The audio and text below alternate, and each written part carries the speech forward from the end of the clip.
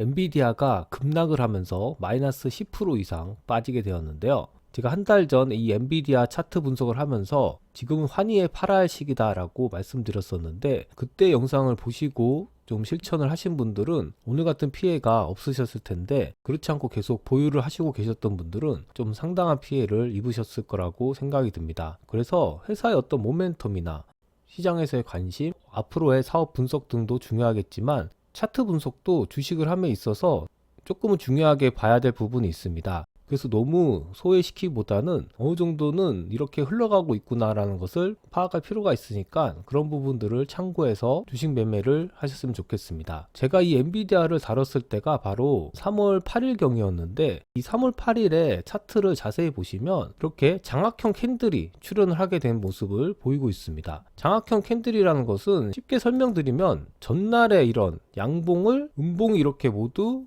장악을 해버리는 것이죠.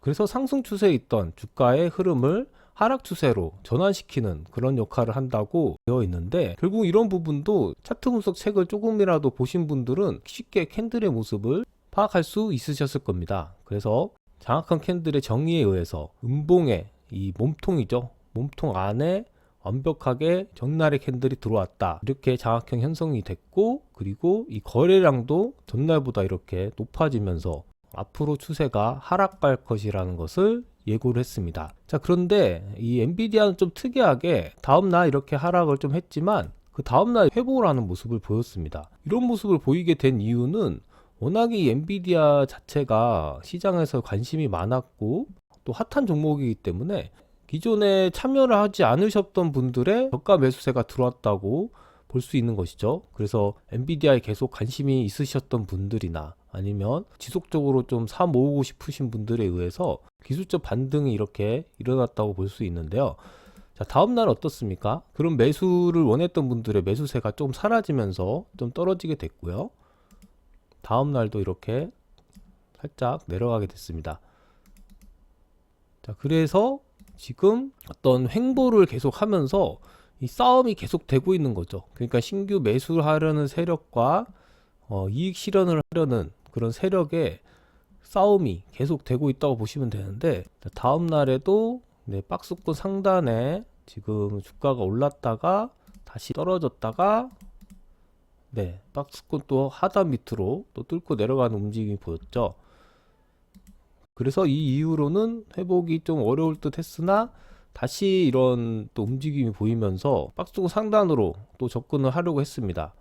하지만 이 중간선, 볼린저 밴드의 중심선이라고도 할 수 있고 20일 이동평균선에 저항을 받았다고도 볼 수 있는데, 자, 이런 저항을 받고 다시 떨어졌다. 차트 분석 관점에서 봤을 때는 거의 하락 추세가 8, 90%까지 확률이 올라가게 됩니다. 그러니까 상당히 좀 조심해야 될 구간에 진입을 한 거죠. 그리고 제가 늘 강조했던 이런 파라볼릭 볼이 지금 위에 있고 스토캐스틱도 K가 D 밑에서 이렇게 계속 놀고 있고, 자, 어떤 지표를 봐도 하락 추세가 이어질 것이라는 것을 얘기를 하고 있었죠. 그래서 보시면 저항을 받고 계속 떨어지다가 어제 이렇게 급락이 나오는 그런 결과가 벌어지게 됐습니다. 물론 제가 이미 나온 차트를 가지고 다시 재해석을 해 드렸기 때문에 쉽게 이렇게 설명을 드렸는데, 실제로는 옛날에 말씀드렸던 이때 이 캔들만 가지고 앞으로 미래가 그렇게 펼쳐질지에 대해서는 7, 80%의 확률이 있었지만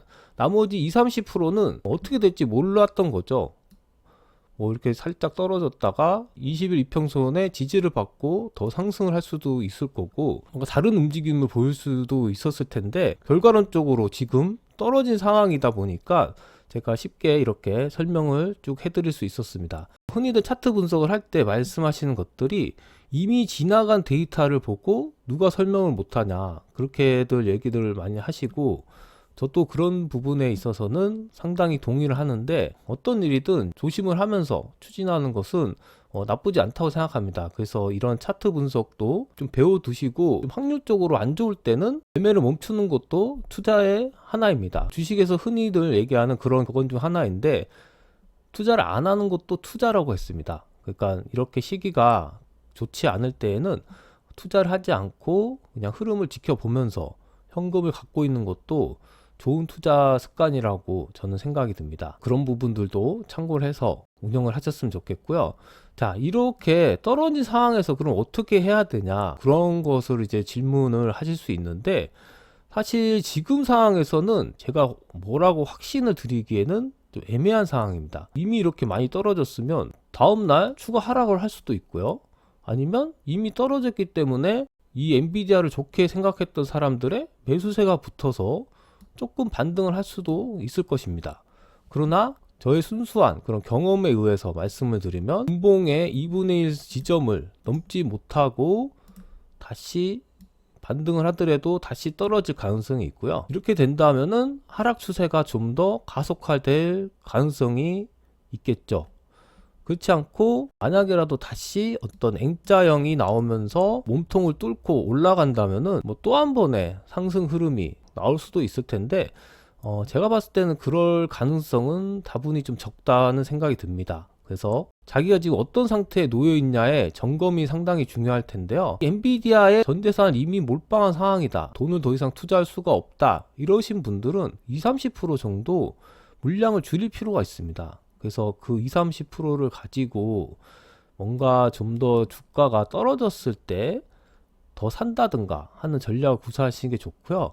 그렇지 않고 나는 뭐 현금이 좀 더 있고 엔비디아를 계속 사 모을 생각이었다, 이러신 분들은 폭락했을 때 오히려 매수를 하면서 엔비디아를 모아 가시는 것도 나쁘지 않을 것 같다는 생각이 듭니다. 엔비디아는 재무적인 부분을 봤을 때 PR이 현재 62배입니다. 그러니까 한 주당 벌어들이는 이익 대비해서 주가가 지금 62배가 높은 상황인데, 보통 미국 주식들의 평균 PR이 한 20에서 30 정도 되죠. 그러니까 그런 평균 PR보다는 두세 배 높은 쪽에 속하는데, 그만큼 시장에 관심이 많았던 종목, 그래서 거품이 좀 껴있는 종목이기 때문에 이런 종목을 사실 뭐 얼마나 오를 거냐 예측하기에는 쉽지 않은 것이죠. 말 그대로 사람들이 원하는, 시장이 열광하기까지 그 끝은 어딘가를 묻는 것인데, 그걸 어떻게 제가 알겠습니까? 앞으로의 벌어질 미래의 모습이기 때문에 사실 그런 부분은 알 수가 없고, 그런 부분을 알기 위해 노력할 필요도 없습니다. 저희는 그냥 사실 편안하게 주식 투자를 하기 위해서는 그냥 대응 위주로 하는 것이죠. 그래서 뭐 이 회사의 재무적인 부분을 봤을 때 이렇게 매출이 계속 꾸준히 상승하고 있고 영업이익이 꾸준히 상승하고 있는 한 크게 흔들림이 없을 것 같다는 생각이 들면 이 주식을 계속 사 모으는 것이고, 만약이라도 이런 흐름들이 좀 꺾이게 된다면은 시장에서 이 엔비디아에 열광했던 그런 대중들도 좀 시들하게 되겠죠.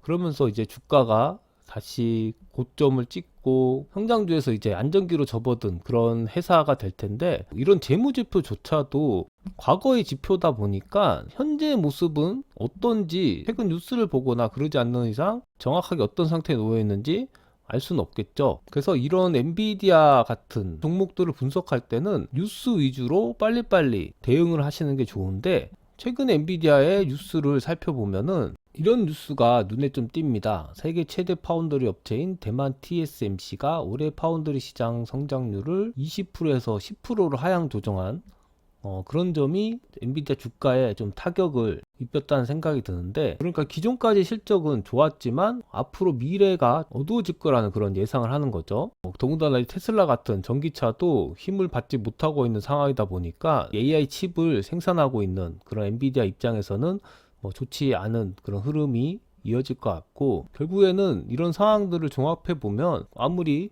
분기 실적이 이렇게 좋아졌다고 해도 이번 분기 실적부터는 안 좋아질 수도 있다, 좀 예상이 되는 것이죠.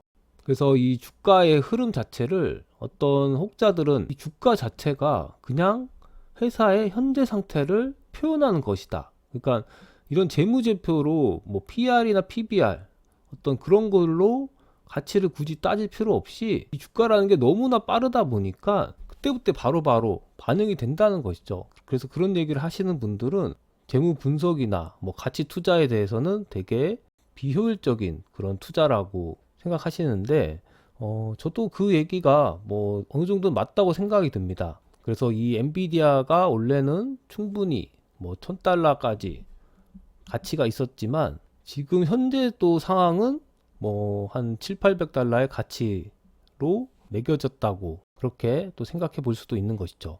자, 그래서 결론적으로 엔비디아를 갖고 계신 분들에 한해서 말씀을 드리면 자기의 어떤 현금 상태나 그런 거에 따라서 적절하게 대응을 하는 수밖에 없다. 과거에 그러니까 제가 3월 달쯤에는 뭔가 떨어질 가능성이 높다는 확신을 드렸지만 이미 이렇게 폭락을 한 상황에서는 사실 더 뭐 떨어질 수도 있고 다시 반등을 할 수도 있는 부분이라 제가 예측을 하는 것 자체가 의미가 없고요. 그런 말은 드릴 수 있죠.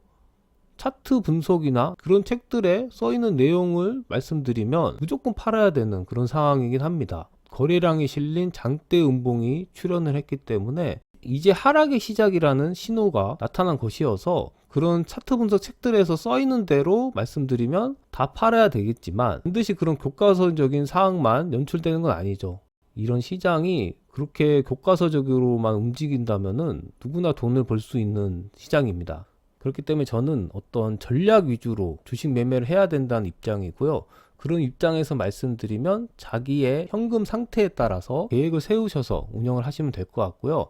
아직까지 엔비디아에 진입을 하지 않으셨던 분들은 굳이 지금 시점에서는 들어갈 필요는 없습니다. 자, 이게 하락 추세가 이제 시작이 된 상황입니다. 그래서 어디까지 떨어질지 아무도 모르고 어느 정도의 주가가 안정이 되고 다시 상승 기류가 생겼을 때 매수를 해도 늦지 않은 것이죠. 그래서 엔비디아를 아직 보유하고 계시지 않으신 분들은 굳이 지금 이 종목을 살 필요는 없다. 조금만 더 지켜보고 어떤 스토캐스틱이나 이런 지표들이 상승 흐름 전환이 일어났을 때 그때 들어가도 늦지 않으니까 기회를 좀 두시고 보셨으면 좋겠고요. 이 엔비디아 말고도 나스닥 관련 종목들이 그동안 많이 올랐기 때문에 이제 흐름이 좋지 못한 상황입니다. 그래서 뭐 엔비디아 뿐만이 아니라 다른 기술주들을 갖고 계신 분들은 그러한 부분들을 좀 참고해서 전략을 잘 세우셔가지고 주식을 운영하셨으면 좋겠습니다. 그럼 이상 방송을 마치겠습니다. 감사합니다.